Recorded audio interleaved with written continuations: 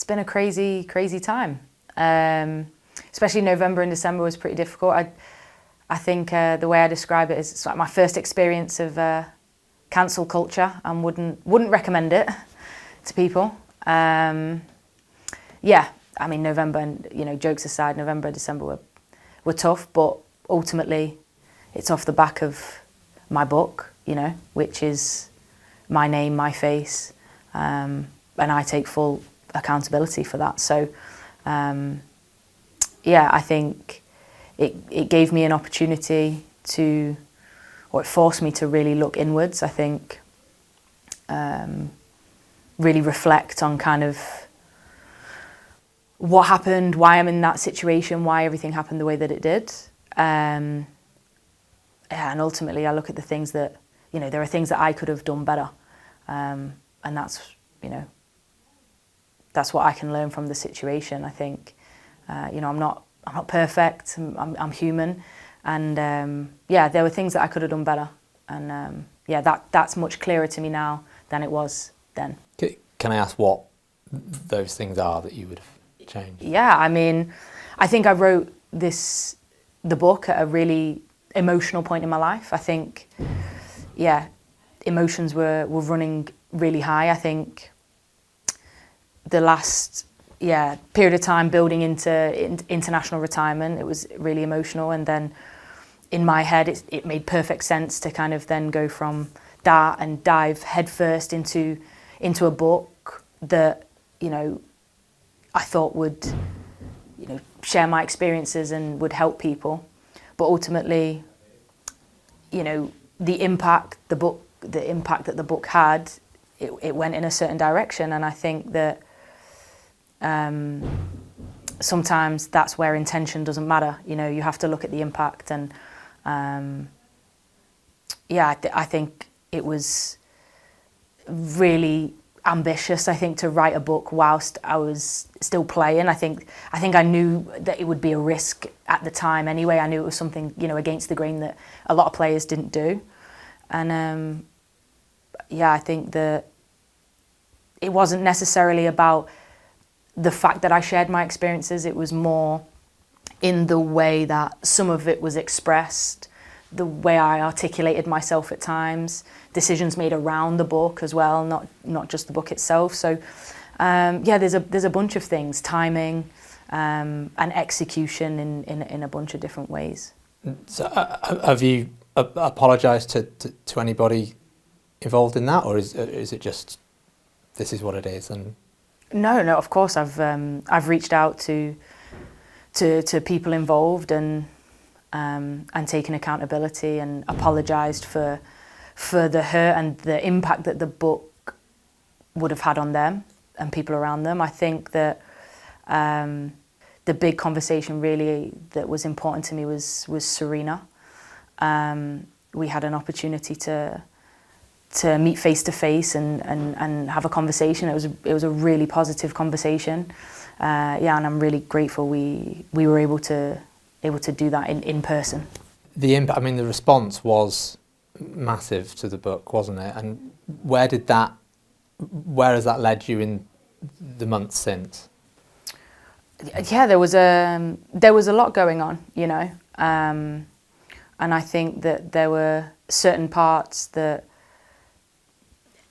yeah, it kind of went out of control really quickly, and ultimately, yeah, I take full responsibility for the book. I can't repeat that enough. And I think all you can do from that point is learn and grow. And, I think as a role model, I take my responsibility as a role model really seriously. I think that, you can't just be maybe front and centre and full of the joys of spring when things are really good. Of course, life brings tough lessons sometimes. It brings difficulties, and I think it's important to be authentic and accountable in those moments as well. I think that's what true role models should be. They should be able to take responsibility when things don't quite go to plan, or when there are things that they could have done better in the situation, and that they've learnt lessons from. In fairness, like at the time, I was so emotional. Everything was very raw, and I think that I was it was emotion fueled, you know, and I think that So you were defending it? Yeah, I think I was defensive, for sure. I think that I was like, oh, I feel like I've led so authentically and I've spoke about so many things and we're focusing on this part. But now I'm so many months down the line of it. But most importantly, it's not about time necessarily. It's about emotionally, I think, being more removed and being in a place where I've been able to reflect and really have some tough conversations, really lean on my friends and family, where they've held the mirror up to me at times, but where they've also picked me up when I've needed it at times. And now I can understand the reaction of certain parts, and now I can see why people saw things a certain way. Yeah. So they've been vital, your friends and family, through those? Absolutely. I'm so lucky that I have some really incredible people around me, incredible family and friends who've been there through thick and thin, and I've needed them. I had some really great time with them sort of over the Christmas period as well, which I think came at like the perfect time with kind of everything. I feel very grateful for them. Your farewell celebration with England, a match, can we talk about that at all? Well, it's in the works. I think it's in the works for at some point in 2026. So I'm really looking forward to that. I hope that can be a really positive thing where, you know, I think I've always felt like a real special connection with, playing for England in general, but the England fans especially. I think that they've been incredible to me. Like, they've shown me so much love and support over the years.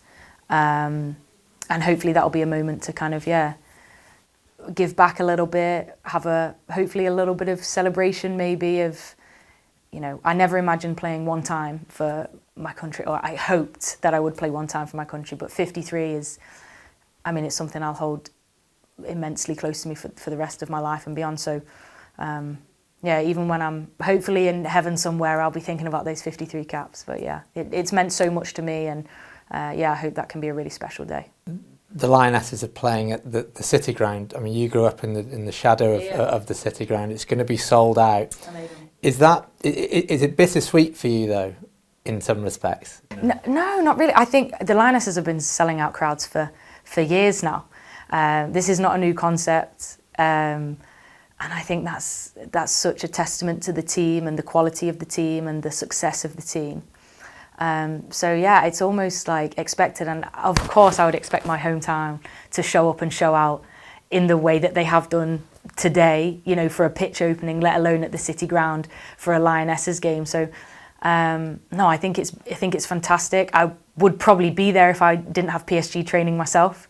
I think it'll be another incredible occasion, and the Midlands know how to make noise, so I have no doubt it'll be an incredible atmosphere, and I hope the girls thoroughly enjoy it. What's next for you now then? What's next? I'm obviously playing at PSG, and it's now business end of the season, so super focused on that. We go to the Ivory Coast pretty much directly after the international break for the League Cup final, so there's a few things coming up in different competitions. And then we'll see. I'm obviously working hard on and off the pitch. My main focus is finishing the season as strong as possible. I'm also looking at some foundation and charitable work as well. So hopefully that will also be coming in the coming months, because I've been working hard behind the scenes on that. But we'll have to wait and see where the wind blows me. You never know. This game changes so quickly. You never know what's going to happen and what opportunities are going to arrive and what rooms you're going to be in. So I'm looking forward to whatever comes next. Oh my God, Forest are going to get promoted to the Super League, and you're going to be joining. They're doing so well in the WSL too, and they're playing all their home games at the City Ground. I've obviously been keeping an eye on it, and I like to see Nottingham leading the way with how women's sports teams should be treated. So I love to see that.